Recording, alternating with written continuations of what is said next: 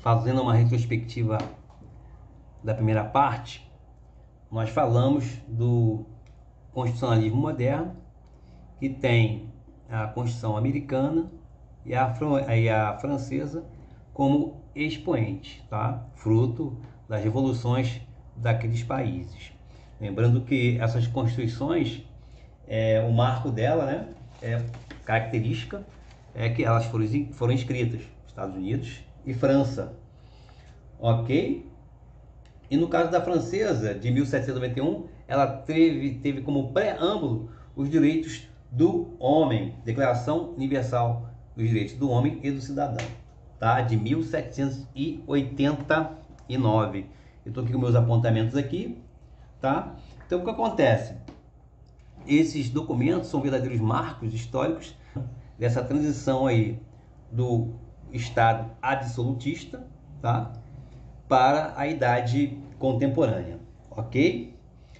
Ou seja, essas cartas magnas, cartas constitucionais, foram influenciados nesse primeiro momento do constitucionalismo pelo liberalismo, né? Tá? E influenciada pelos valores do liberalismo clássico, tendo seu expoente, seu teórico, Carl Schmitt, tá? Como referência desse liberalismo clássico. Bom, o que é importante nessas constituições americanas e francesas? Primeiro, todo cidadão é livre e igual perante a lei, sem privilégios, fazendo aí um contraponto em relação ao absolutismo monárquico, onde a nobreza tinha seus privilégios. Primeiro ponto. Segundo ponto, Estado liberal, ou seja, intervenção zero do Estado na economia. Segundo essa teoria, né, o próprio mercado ia se adequar, né, ia resolver seus próprios problemas. É claro que não deu certo, os detentores dos meios de produção ficaram cada vez mais ricos e os trabalhadores cada vez mais pobres. Então, do Estado liberal, vamos, no decorrer do nosso estudo, ver que nós fomos para um Estado social, tá? Que tem como marco aí a Constituição mexicana e a Constituição da República de Weimar, que é alemã, tá? Influenciando na nossa Constituição brasileira de 1934, tá? Foi a mais social que nós tivemos, mas durou pouco, porque a Constituição de 1937, a chamada de Constituição Polaca, por influência da Constituição polonesa, foi totalmente totalitária. Agora veja, falamos na primeira parte que o movimento constitucionalista, né, o movimento do constitucionalismo, ele tem suas características particulares: Brasil, Inglaterra, França, Estados Unidos. O que tem em comum? Limitação do poder do governante, tá? De sua competência, e a garantia dos direitos individuais do cidadão. Só que no Brasil, cara, o Brasil não é para amador, definitivamente não é. No Brasil acontece o seguinte: a primeira Constituição, né, que foi a Constituição do Império, ela foi totalmente diferente, porque ela ampliava, potencializava o poder do rei. Como assim, Mauro? Bom, o rei já tinha o poder executivo, ok? Ok. E tinha o poder moderador. Quer dizer, veja como realmente o constitucionalismo em cada país tem sua característica. Nos outros países não acontecia isso. Havia uma limitação, né? Uma limitação do poder do rei. No Brasil, com a sua primeira Constituição, Constituição Imperial, ela potencializava o poder do rei. Ok? Nesse período, né, das primeiras constituições, com a ideologia liberal, ela tem a consagração dos direitos de primeira geração ou dimensão, como queiram. Isso no estudo de hoje. Os estudiosos de hoje, os doutrinadores, perceberam que essas primeiras constituições escritas, francesa, americana, elas prestigiavam os direitos de primeira geração. quais eram esses direitos de primeira geração?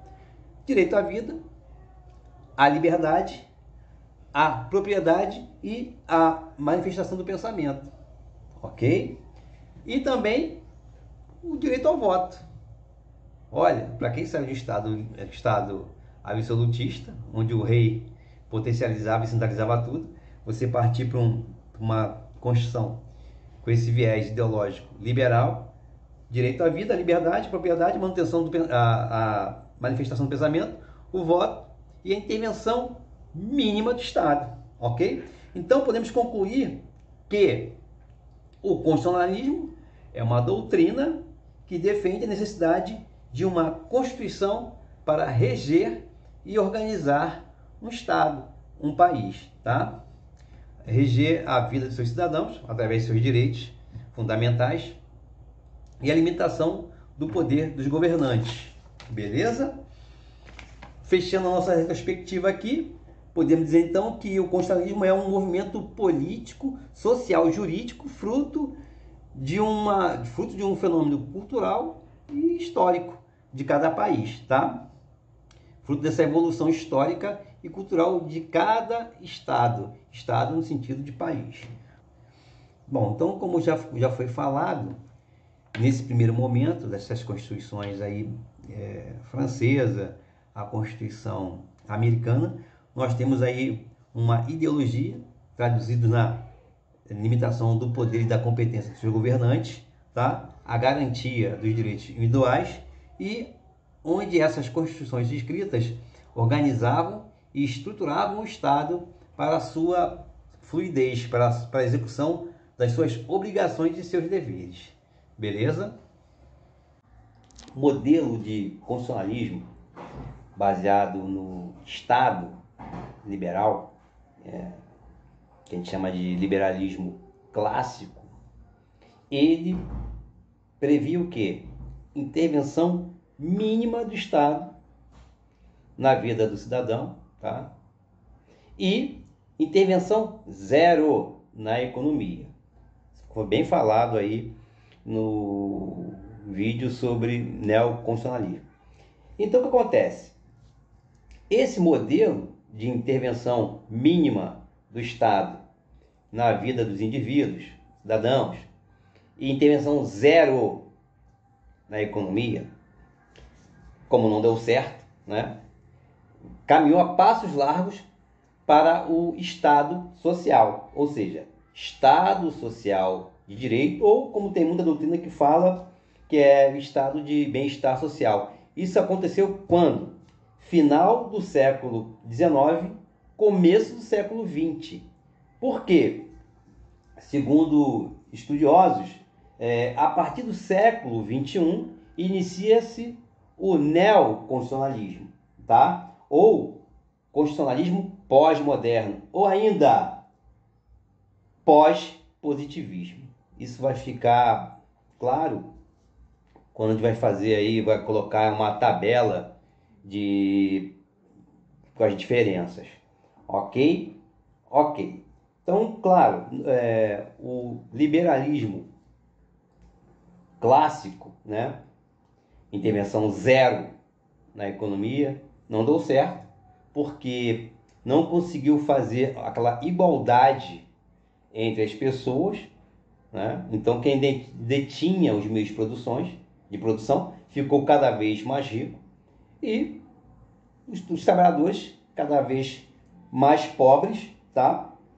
Então não houve um enriquecimento igualitário entre as pessoas, né? Aqueles que estavam em níveis semelhantes. Beleza? Estou aqui lendo meus apontamentos. A consequência foi o quê? A exclusão social, tá? Impossibilitando o mínimo de condições da pessoa viver no Estado. Por quê? Porque existiu o quê? A intervenção mínima do Estado. Então o Estado liberal, ele não conseguia, não é que não conseguia, ele não dava as condições mínimas, tá? Que está hoje na nossa Constituição, artigo 1º, inciso 3, dignidade da pessoa humana. Ele não conseguia, por causa dessa política, né? Intervenção mínima, ele não conseguia dar saúde, segurança e educação para a sociedade, tá? Beleza. Então, com isso, o constitucionalismo, até então liberal, caminhou para o Estado Social de Direito, sinônimo de bem-estar social. Isso vai ficar claro com a influência que teve a Constituição mexicana e a Constituição alemã de Weimar, tá?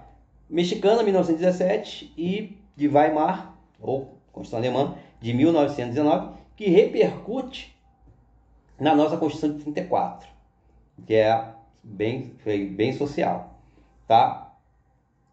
Então, o Estado Social ou de bem-estar social surge o que atualmente chamamos de direito de segunda geração, ou seja, direitos que garantem os direitos sociais, tais como saúde, educação e segurança, trabalho, o que não tinha no Estado liberal, que ele preconizava os direitos de primeira geração, tá? O Estado Social passa a intervir na economia, no Estado liberal, né? Liberalismo clássico.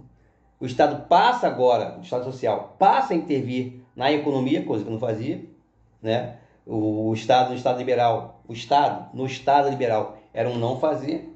Agora tem uma posição ativa, ele interfere na economia e interfere no bem-estar da sociedade, garantindo saúde, trabalho, segurança, educação. Beleza?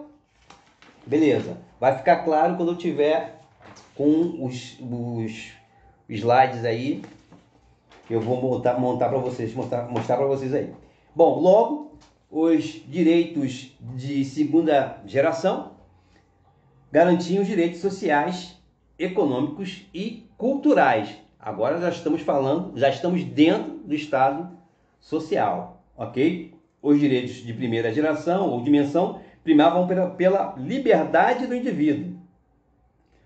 Os direitos de segunda geração ou dimensão pontuam que a igualdade entre indivíduos. Por quê? No Estado liberal, o que houve foi uma segregação, né? Uma desigualdade. Quem tinha dinheiro passou a ter mais dinheiro e o trabalhador cada vez mais pobre, né? Não teve uma distribuição de riquezas. E já o Estado social, que, segundo alguns autores, começa no início do século XXI, através do direito de segunda geração, se preocupa com isso, prima por isso, tá? A Constituição do Estado Social ou do Bem-Estar Social é chamada de quê? Constituição dirigente, tá? Pois preconizava a previsão, elaboração e execução pelo governo, Estado, tá? De políticas públicas que alcançassem o objetivo programado em seu texto constitucional, tá?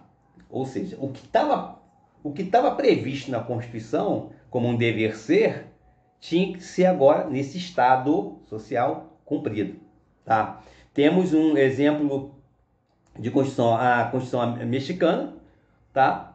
Você vai ver a figura aí lá, e da Constituição da República de Weimar de 1919, Constituição alemã. Também estamos aqui, a figura aqui do lado, tá? Que influenciaram a nossa Constituição de 34, que foi a de caráter liberal e progressista, preocupada com o bem-estar social.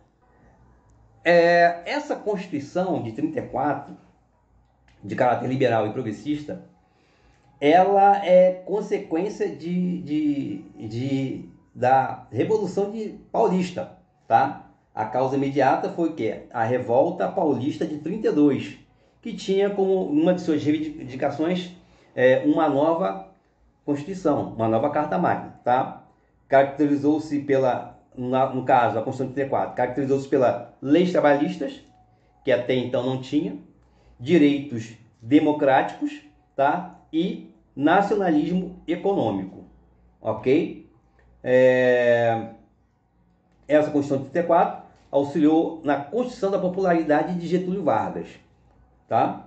E, como já falei, influenciada pela legislação alemã, ok? Pena que durou pouco, porque em 1937, né, nós temos o golpe, Estado Novo, Getúlio Vargas, e essa de 37, que é a Constituição Polaca, é totalmente oposta à de 34. A Constituição de 37, ela é autoritária e tem como base a influência histórica do fascismo, né, na Itália, e com isso, a experiência democrática do Brasil, depois dessa de 37, aliás, 34, né, social, democrática e tal, 37, autoritária. Nós só vamos ter agora, de novo, uma Constituição Social em 1946 e em 88, ok? Vamos então trabalhar em cima dos slides que eu tenho para mostrar para vocês. Até breve. Pessoal, podemos ver nesse slide aí, que eu preparei para vocês, que nós temos o constitucionalismo moderno, que teve influência da Constituição americana e da Constituição francesa, e do lado o neoconstitucionalismo, motivo do nosso bate-papo agora, que alguns autores, né, chamam de pós-moderno, o constitucionalismo pós-moderno ou pós-positivismo. Nós vemos aqui que o constitucionalismo moderno, nós temos a hierarquia formal entre as normas, ou seja, as normas constitucionais são hierarquicamente, né, estão acima das normas infraconstitucionais. Nós temos aqui a legalidade no constitucionalismo moderno, que é diferente de legitimidade, ou seja, legalidade por quê? Porque o Estado, no constitucionalismo moderno, está baseado na lei, tá? O que está escrito na lei deve ser cumprido. Nós temos aí alguns expoentes, como do positivismo, como que influenciaram essa Constituição positivista, né? Kelsen é um exemplo disso, mas é diferente de legitimidade. Legitimidade é quando a sociedade, né, o povo participa de maneira livre e voluntária das decisões políticas do seu Estado. Estado no sentido de país, ok?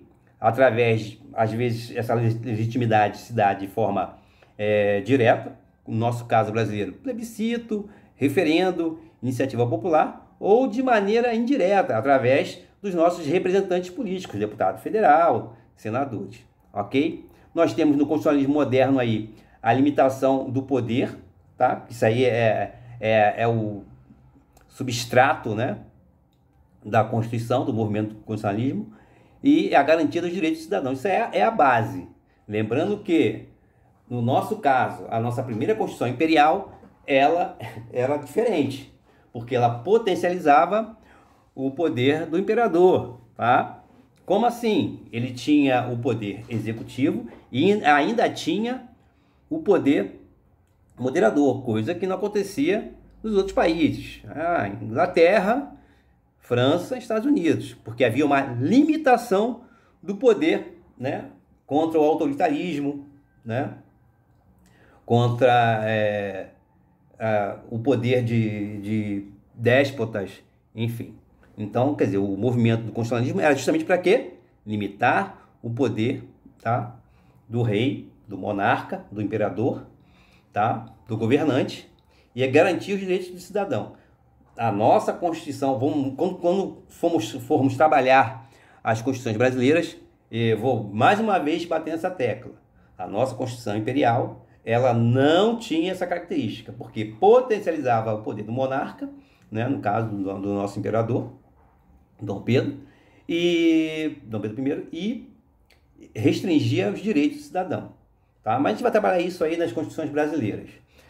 Do lado nós temos o neoconstitucionalismo, ou, para alguns autores, neoconstitucionalismo pós-moderno, aliás, constitucionalismo pós-moderno ou pós-positivismo. Tá? Hierarquia não só formal, tá? Ou seja, a hierarquia da norma constitucional e a subordinação das normas infraconstitucionais.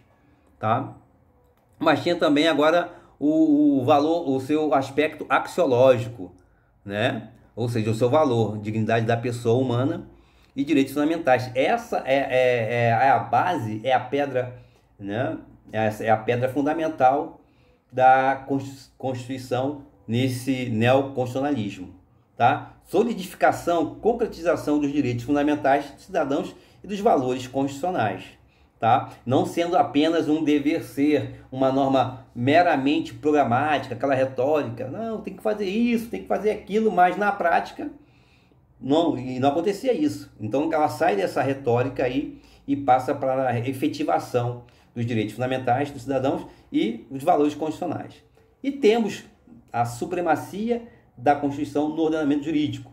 Ou seja, a Constituição passa a ser o quê? O centro do sistema jurídico, tendo a sua imperatividade e superioridade e padrão, né? Nós temos como padrão de validade a Constituição. Qualquer norma infraconstitucional que venha a ser contrária à Constituição é inconstitucional. Ok?